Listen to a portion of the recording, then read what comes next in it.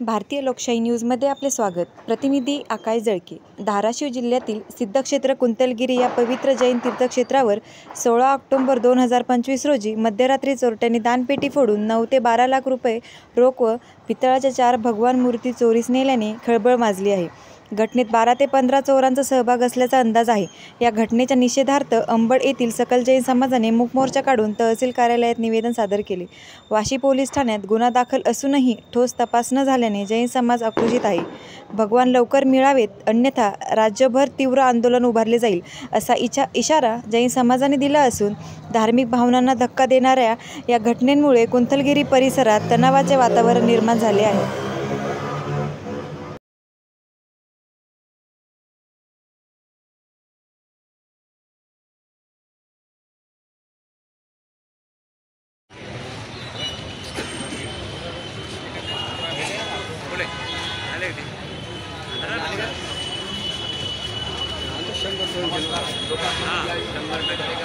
समाजाच्या वतीनं आज हा निषेध मोर्चा काढण्यात आलेला आहे। याचं मुख्य कारण आहे की ज्याप्रमाणे जैन धर्मियासाठी शिखरचे अत्यंत पवित्र क्षेत्र आहे, त्याचप्रमाणे आपल्या महाराष्ट्रात वेशभूषण आणि कुलभूषण हे 2 मुनिराज ज्या ठिकाणाहून मोक्षाला गेले, अशी ती पवित्र भूमी जिला आपण संपूर्ण महाराष्ट्रात कुंतलगिरी म्हणून ओळखल्या जाते, तर त्या ठिकाणी दिनांक 16 तारखेला जवळपास 10 ते 15 चोर हत्यारबंद येऊन दारू पेलेले होते आणि त्यांनी तिथलची पेटीसुद्धा चोरली आणि पेटी चोरल्यासोबत तिथं ज्या भगवंताच्या प्रतिमा होत्या, तर त्या प्रतिमा जवळपास 7 ते 8 प्रतिमा त्यांनी चोरून घेऊन गेले।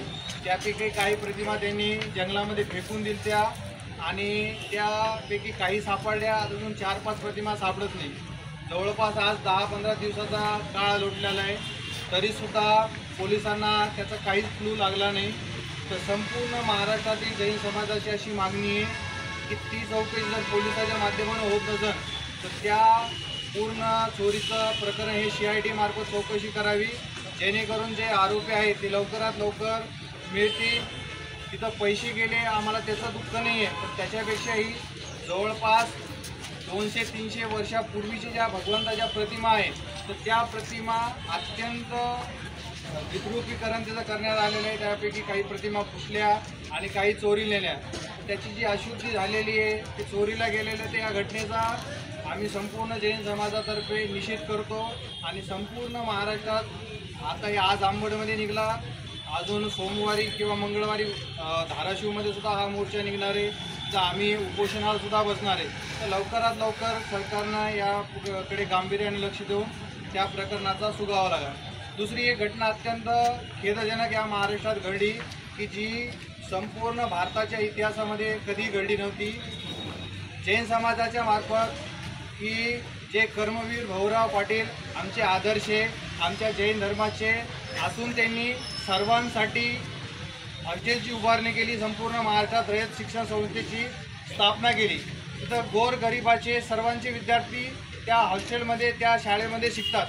त्यांचा आदर्श घेऊन, त्या कर्मवीर भाऊराव पाटीलांचा आदर्श घेऊन आमच्या समाजातील एक श्रेष्ठी दानशूर व्यक्ती यांनी पुण्यामध्ये पब्लिक ट्रस्टच्या माध्यमानं 3 एकर जागा अत्यंत शिवाजीनगरच्या अत्यंत प्रोफाईल असा इलाका आहे, त्या ठिकाणी 3 एकर जागा समाजासाठी ती दान दिली। तिथं हॉस्टेल मुलांसाठी चालतं, तिथं गोरगरिबांचे मुलं शिकतात।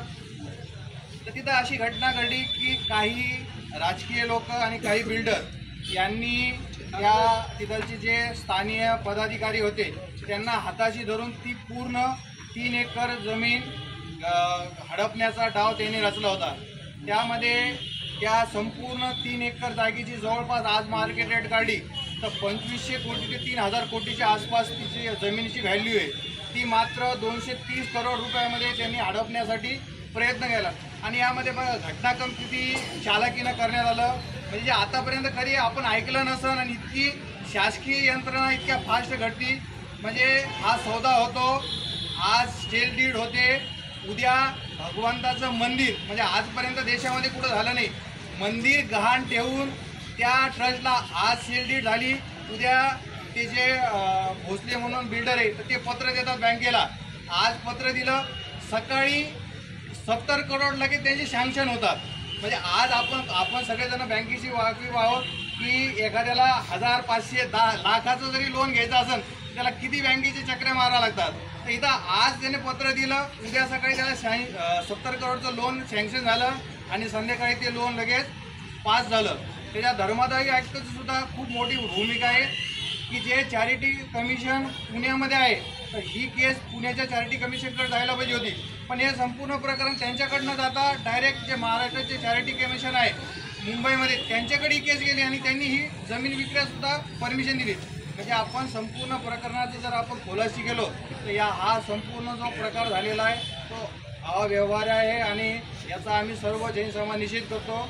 आणि ती संपूर्ण जैन बोर्डिंगची जी बिल्डिंग आहे ती जैन विद्यार्थ्यांसाठी आणि अन्य विद्यार्थ्यांसाठी शिक्षणासाठीच राहावी, असं त्याचं बाजारीकरण होऊ नये.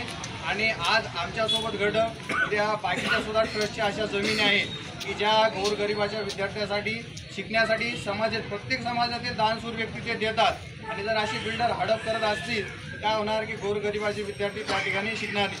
म्हणून या दोन्ही घटनेचा आज आम्ही या ठिकाणी निषेध करतो आणि सरकारला विनंती करतो की चौकशी करून ती सेल डीड रद्द व्हावी आणि या चोरीच्या घटनेचा सुद्धा लवकर तपास लागतो. कार्यक्रमासाठी सर्व पक्षातून आम्हाला खूप चांगलं सहकार्य लाभलं. आम्ही मात्र त्यांना फोन केले तर संपूर्ण वेगवेगळ्या पक्षातील मान्यवर या ठिकाणी आले, व्यापारी आलेले, पत्रकार बंधू आले, या सर्वांचा आम्ही जैन समाजाच्या वतीने खूप खूप आभार व्यक्त करतो. असंच आपण आमच्या पाठीशी उभे राहावं आणि जेणेकरून हा अल्पसंख्याक समाज आपल्याला सुद्धा नेहमी मदत करतो.